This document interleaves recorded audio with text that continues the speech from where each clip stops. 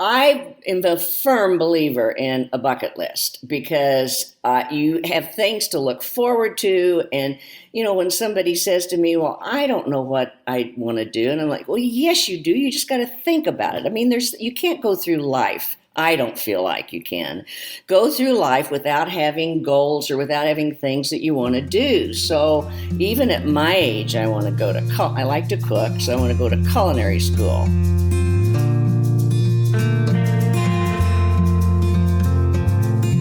Welcome to Zestful Aging, where I interview inspiring and influential guests who are making their mark on the world and contributing to the common good. Making your mark, big or small, is creating a legacy, and it's one of the proven ways we can age with energy and joy. Zestful Aging podcast is my legacy. I'm your host, Nicole Christina, psychotherapist and fellow Zestful Ager. Our music is courtesy of Judy Banker. Find out more at judybanker.com. And to find out more about this podcast, my web courses, and other offerings, hop on over to zestfulaging.com. And while you're there, sign up for my monthly email newsletter, The Zest. And you will get behind the scenes looks at my interviews and other fun tidbits. I know that everyone is feeling really stressed and anxious right now. We're all unsettled and feel out of control. So I created a free download for you for maintaining mental health based on my 30 years as a psychotherapist. Just go to zestfulaging.com and it is all yours. Well, as always, I've got my little Jack Russell Sparky right beside me. So let's begin. We have a great interview for you today. And I was thinking about our interview and I thought, boy, what a perfect time to have some levity. I am delighted to have a guest today that is a true Zestful Ager. Jean Ketcham is the founder of Aging But Dangerous, a movement focused on healthy aging and living dangerously through fun, spirit, and style. After retiring, Jean discovered that the 55 and older women were not living up to their true potential. Their social circles were shrinking and their lifestyles were becoming less stimulating, less adventurous, and dare I say it, a little boring. Jean began organizing meetings where older women could connect and share experiences, insights, and strategies to help them enrich and enliven their lives. She brought in speakers on a wide variety of topics to empower women to take control of the aging process. She also has held special events like 55 and over fashion shows, skydiving outings, and the infamous colonoscopy party. Welcome to the show, Jean. Oh, thank you, Nicole. Thank you for that intro. Oh my goodness. I just know we're going to have fun today. I mean, who wouldn't have fun talking about colonoscopies, right? Right. Have you always been a risk taker? Do you know I have? I've always had my own business, and yes, I have always been a risk taker. Uh-huh. And so what was it like as you were aging, you found that some of your friends were getting a little their lives were becoming more predictable, or how did this kind of occur to you that you needed to start organizing women and helping them bring some stimulation into their lives? Well, I started this with a good friend of mine, and then she got out of it like about 5 years ago, and I kept on with it. But anyway, Suzanne and I started it when I was 69. I'm now 80. I'm now 81, but and she was 8 years younger. But we always had a lot of young friends, and we just noticed that these women. And back then, Nicole, this is like 12 years ago. That woman in their 50s was so different than they are today. I think today they're really getting out there more, but they were just traumatized about this whole aging process. And I have Ah. never really thought about age that much. I really haven't. And my dad lived to be 105, and he just never ever talked about getting old. He was so positive. So I've just never really thought about it that much. But these women were just going in the closet. They were just Mm, really upset about getting older. So mm. Suzanne and I was a I skydived, and when I was 60, and so Suzanne said, it's like we got to do a skydiving thing. We started this because we wanted to get them out there, and our first big event was a skydiving event. We had 107 women from the age of 50 to 80 Oh my jumping out of an goodness. airplane, Nicole, all day long. I mean, it was Oh my goodness. incredible. And first timers? First timers. And the one thing I say about skydiving, I've done it quite a few times, is that first time is the scariest, but after that it just keeps getting better. But so we have that every year. We call it our martini jump skydive. I happen to be a martini drinker, so Uh-huh. we named it Is that after that. is I don't know, is that a great combination, Well, martinis and skydiving? well, you know what? It's funny because women would say, "Can I have that martini A before I nap? go up in the plane?" We're like, "No, no, no, that would Oh not be a my good god, you want idea." to pull your ripcord properly. Yeah, it's like no, yeah, you would get very sick. But Oh my My goodness. goodness. but yes, I mean, and so we started out that way, and it just kept growing and growing. And women, then we had this our big fashion show, and we had like over 500 people there. And the name of the fashion show was Dispelling the Myths of Fashion. And we wanted to Mm. show women that, you did not, just because you were getting older, you did not have to wear, your skirt at a certain length. You did not have to wear, a certain thing. You could wear anything that you wanted to. I mean, it had nothing to do with age. So my favorite story is that my daughter at the time was like 40, and she came in for the show, and we're sitting there, and we had this woman who was kind of our mascot. She was 80 at the time, Patty, and she was a competitive ballroom dancer, and she didn't start doing that, Nicole, till she turned 70. And she traveled Mm-hmm. all around, just like Dancing with the Stars. She was like competitive. Mm-hmm. She walked out on that runway, and she had these tight jeans on and this old t-shirt and this cute jacket. And my daughter's sitting there, and she says, "Mother, I cannot believe that I want that outfit that an 80-year-old woman is wearing." And I'm like, "See, I told you it has Mm. nothing to do with age." And it's, I keep going back to, we had a casting call for these women, and we just took them off the street. I mean, I said, "I don't care how tall you are, how short you are, how you look. I want you to have attitude." And you walk down Mm-hmm. that runway and you have attitude, and they had attitude. So of course that's the one thing I really believe in is, you got to have Being attitude. sassy ager. Sassy. Yeah, you got to have Yeah. it. Yeah. What have you noticed after, for example, after your skydiving party? What did you notice about the women who had done this with you? Oh my gosh, Nicole, that is just such a good question because we noticed we got emails from all kinds of women. I mean, have you ever skydived? I have not. My brother does it quite a bit. Okay, well, when you're up like I forget 13,000, 15,000 feet. Once you Mm-hmm. jump out of an airplane that high, and then you walk off that drop zone, you feel like you can conquer the world because it Oh. is such a great feeling. And so this one woman went home and she sent us an email, and she said, "That was so great. I went home, I divorced my husband, and I started my own business." And we're like, "No, It has no, to no." come with a disclaimer. Yeah, we don't want things like that to happen.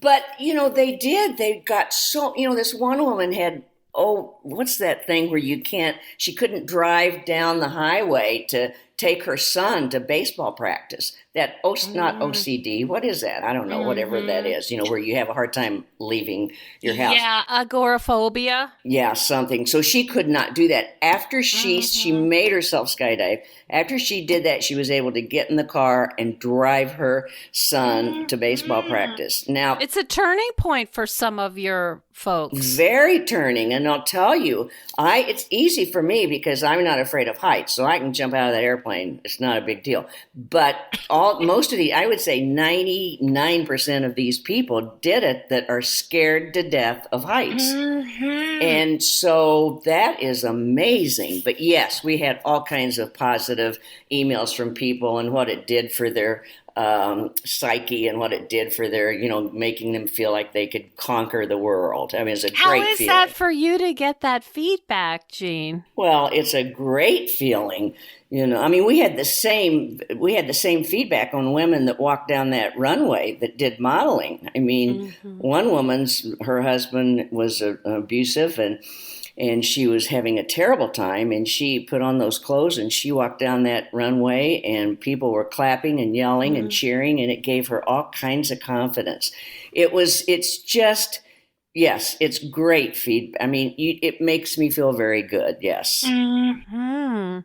So how do you choose the events for your women and the people that you want to enliven or help enliven?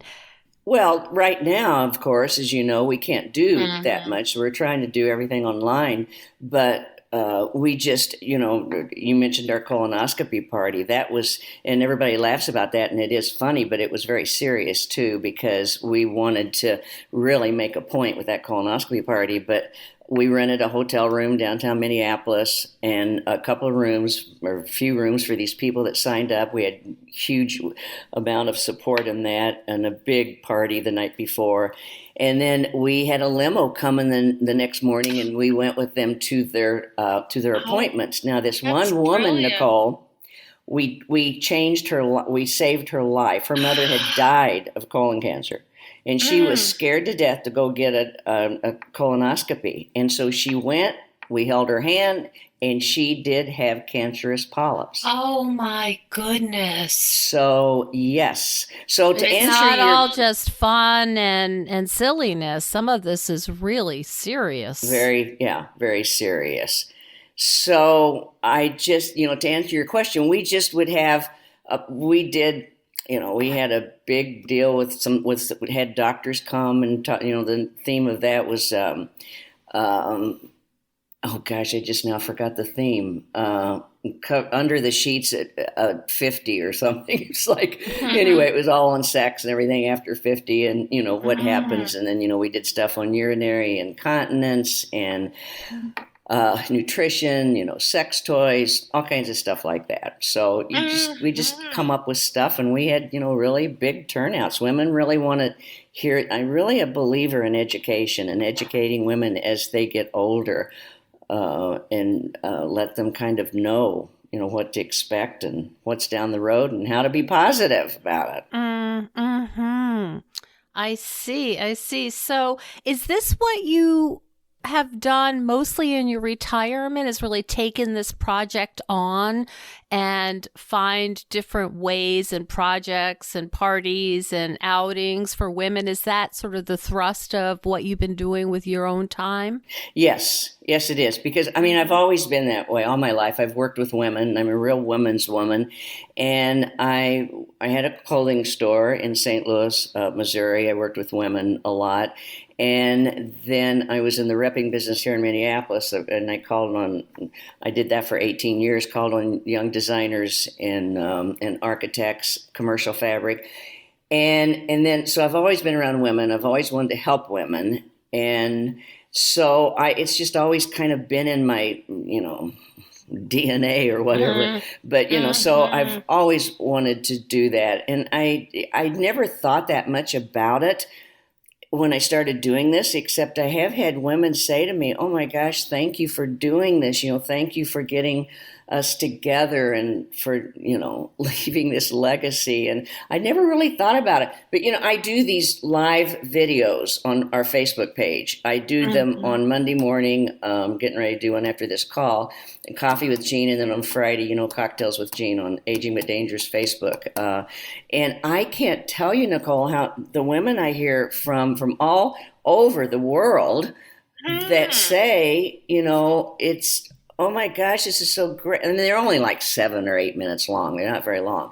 But, Mhm. it's just like sitting down with a cup of coffee, with a good friend. And thank you for helping me, or thank you for, getting me through the day or whatever. And I see. You're really important to them. well, I'm sure you are too. I know you are. So, but yes, I am. And Mm. what I think is exciting is at the age of 81, people listen to me. Well, I'm you not, have a lot of experience. I have had, and I have a lot. I always call it my 2 cents worth. My daughter used to Uh-huh. say, "Mother, you give people advice whether they ask for it or not." And I said, "I know, but they can take it or leave it. I don't care, but I got to give the advice." I mean, Mm. yeah, it's funny. I do have a lot of stories, and I do have a lot of, I mean, I could just talk and talk and talk about things, and, things I've been through and all this stuff. So, Hi there. Spring has definitely sprung, and I'm seeing little purple crocuses popping up in my neighborhood. And to celebrate the season, I'm taking $20 off of my popular Zestful Aging web course. You will learn the tried and true ways to add zest and vitality to your life, and it comes with a booklet I made just for the course. It's all based on science and my 30 years as a psychotherapist. So hop on over to zestfulaging.com for more information and use the code SPRING2021. You will get $20 off the course, and it is going to be a great way to start the season. Now back to the show. And talk a little bit, if you would, Jean, about resilience, because you don't get to be a grown-up, and certainly not 81, without having life be unkind, unfriendly at times. Can you talk a little bit about an example of things that you might have had to overcome and how you do it with this attitude of yours? well, I think, and I'm always asked that, and I think a lot of it, came from my dad, and I have to tell you a quick story about him. Like, we had this boat on the lake up here in Minneapolis, and Daddy loved to go on that boat. And in his 90s, he was even still coming up here. And so the night he wanted to go out so bad, and the night before we had a weather report, and the weatherman said 80% chance of rain tomorrow. And I said, "Daddy, I don't think we're going to be able to go. It's 80% chance of rain." He looked at me and kind of winked, and he said, "Well, let's concentrate on that 20%. And I'll be Mm. darned, Nicole, wake up the next morning, the sky's blue, the sun's shining, and we went out on the Mhm. boat." So I was sort of raised with that, but I know I have had cancer. I've had a, operation with a tumor that was growing back to the brain, and all kinds I have had stuff like that happen. And I don't know. I just am a very positive person. And I know when I had cancer, I was checking in at in the office, and I must have said something about. Well, first of all, when I found out I had cancer, I said to my doctor, "I'm not, I've got a vacation to take. I'm going to go on that vacation." I And got she stuff to said, do. "Yeah," and I've got stuff to do, people to see. And she said, "Well, there's a long pause. She said, all I can tell you is you do have cancer, and it's growing inside of you." So when she said that, I thought, well, I better get in there. But the woman that checked me in, I must have said something, because she said, "You're going to be just fine." And I said, "I am." And she said, "Yes. You know why?" And I said, "Why?" And she said, "Because of your attitude." So I guess it's that I've always kind of had that, and I haven't been that conscious about it. It's not like I have to work at it that hard, but Nicole, I am very healthy. And I think when you're healthy, it's easier to have this attitude and be Yeah, positive. yes, I think that's a fair point. Yeah, yeah. So, I And mean, do you have particular things that reinforce your health, or do you have particular idea or practices that keep you healthy? not really. My dad, I think I just got some good genes. You know, my dad did not eat right. My dad didn't eat vegetables, didn't drink water, didn't he had a high fat, high sugar diet, never gained weight, and lived to be 105. Very healthy. Now, I don't do that, but I do. I try to work on it, but I don't You know. don't get crazy about Well, it. yeah, I mean, I don't take vitamins, just try to eat healthy. And I do get up at 5:30 every morning and walk a mile. And I have worked out, with weights. I need to get back to some weights. And I do kettlebells. So, things like that, but I can't really, I hope I'm lucky like he is, because somebody said to me the other day, they said, oh my gosh, you got 24 years left. And I said, I do. And they said, yeah, if your dad lived to be 105. And I'm like, oh yeah, I do have 24. Quarter of your life left. I know. And I got all kinds of things I want to do. I have a bucket list like you wouldn't believe. Well, but tell me about your bucket list. Well, I am a firm believer in a bucket list because you have things to look forward to. And, when somebody says to me, well, I don't know what I want to do. And I'm like, well, yes, you do. You just got to think about it. I mean, you can't go through life. I don't feel like you can go through life without having goals or without having things that you want to do. So even at my age, I want to go to, I like to cook, so I want to go to culinary school. And there's one out in California that you can go to, just for a couple of weeks to learn certain things. Oh my gosh, that sounds so fun. I know, doesn't it? And then, I want to go, I want to go and learn about, makeup. It's so interesting as you get older and you get all these little wrinkles, and it's so interesting, Nicole, how to put on makeup. I watch a lot of tutorials and everything because I'm fascinated with that. And, it's like, all right, when you get these wrinkles, you got to learn how to deal with them and how to put on the eyeshadow and how to get, without it. It's just very interesting. It's a science, isn't it? It is. And Yeah. I'm like, there's a place down here in Minneapolis, one of the beauty schools, where you can go just for the day and, learn how to do the makeup. So I'm pretty good at my makeup, but I still would like to keep learning. I got one of those mirrors where it like magnifies 10 times. Oh dear. No, it's That's always a bit surprising, isn't it? No, it's very exciting. I mean, I'm not kidding you. I looked in that mirror and I thought, oh my gosh, this is just great. I love this. And, it's just like when I had, a year ago, at the age of 80, I had cataract surgery. Now, I always had to wear I wore glasses, and then I switched to contacts. And then when I got older, the contacts were too dry, so I had to go back to glasses. I had cataract surgery. I didn't pay for extra lens or anything, but I happened to have the kind of eyes that I got 20/20 vision. I'm not at the age of 80. Now, if that isn't something to look forward to, I keep saying that as you age, there's all kinds of things to look forward to. And I looked at my hands and I saw these age spots and I thought, oh my gosh, that is really cool. I mean, I'm not kidding you. I'm like, oh, I think that's cool. Same thing with the magnifying mirror. It's just really kind of cool to see things up close and see, how to work with what's them. growing and all kinds of interesting shapes. Right. And well, and just fuzz. learning how to work with your face as it's aging. I mean, and believe me, if you want to do Botox or you want to do, I have a good friend that does Botox all the time, and more power to her. She looks fabulous. And so I am a believer in all that. I just haven't done it, but I do.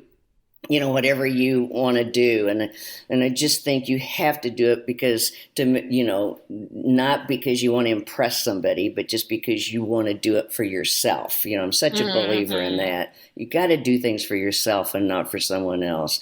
I've been married for 58 years to my soulmate and, right out of college. And I don't do anything for him. I do it for me. I mean, if he doesn't like my hair, then too bad. If he doesn't like what, it's kind of like, no, I'm not going there. You can't do that. So anyway, back to my bucket list. I have all kinds of things on there. I want to hang glide. Of course, I want to keep skydiving. My dad skydived with me when he was 91, so I figure I can keep doing that.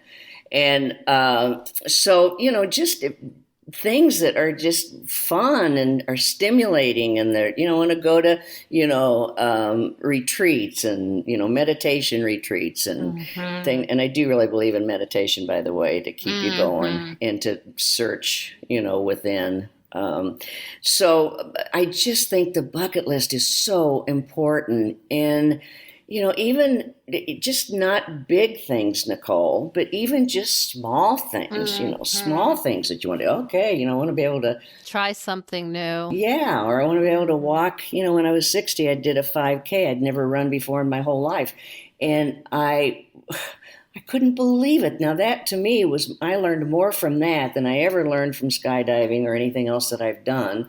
And I'm more proud of that than anything. Really? Why so? Well, because, first of all, I've got asthma, and I've always worked out with trainers off and on all my life. And I always wanted to be able to run. I'd see somebody running and I'd think, oh my gosh, that looks like so much fun. You just run. And they'd say to me, no, you don't have the body build. You're short, you're stocky, because I am 5'2" and I'm stocky. But, so I never did it. So when I turned 60, I hired this this personal trainer. And I said, I just want to be able to run a mile by the time I'm 60, just a mile. And she said, okay. So we did. It took me probably 6 months to be able to run that mile. And so then she said, go home. I want you to put on your refrigerator 5K. And I said, what does that mean? She said, that's a 3.2 mile. I said, there's no way I can do that. And she said, yes, you can. If you can run a mile, you can run 3 miles. So, Nicole, I did, and I'm telling you what I learned. I learned that whole mind over matter thing. My body, and this was hills and everything, and I hired her to run with me, and she told me jokes and everything along the way. But the one thing I learned, I thought, my body cannot do this. I cannot go up that hill. I cannot run anymore. I have to stop. And, my mind kept saying, no, you can do it. You can do it. Fighting. Yeah, and I kept thinking my body couldn't do it, but my mind kept saying yes, and I did it. And I was like, oh my gosh, I was so impressed with that. Oh my gosh, that sounds so lovely. I think, you're pointing to this idea of challenging yourself, even if it's a silly little. It doesn't have to be a 5K. I mean, it can be like, oh, I've never decorated cookies before. Let me learn about it. It can be small and you may never do it again. But I think the idea of like, that sounds kind of interesting. And what's the harm? It's not a major investment. And, but it stimulates your brain and brings energy and joy. Yes, it does. And it's so important. And that's why when we started this, it was just so important to get women out there doing things and communicating and sharing. As you're aging and as you're getting older, you've got to share with your friends. My daughter's 53 and she's starting to go through menopause. And she said her friends are not talking about it. And I said, Michelle, you've got to start talking about it and sharing it. Sharing with each other what you're going through. I mean, my menopause was horrible and I couldn't take medication or anything. But, and of course, back then they really weren't talking about it. And my mother wasn't alive. So, but anyway, so we've got to share. I'm such a believer in that. Share with each community. Other. Yeah, that whole. And now there are podcasts that talk a lot about menopause. And, there's a whole opportunity now for women to learn everything. Yes, there is a huge opportunity. How has COVID impacted some of your work?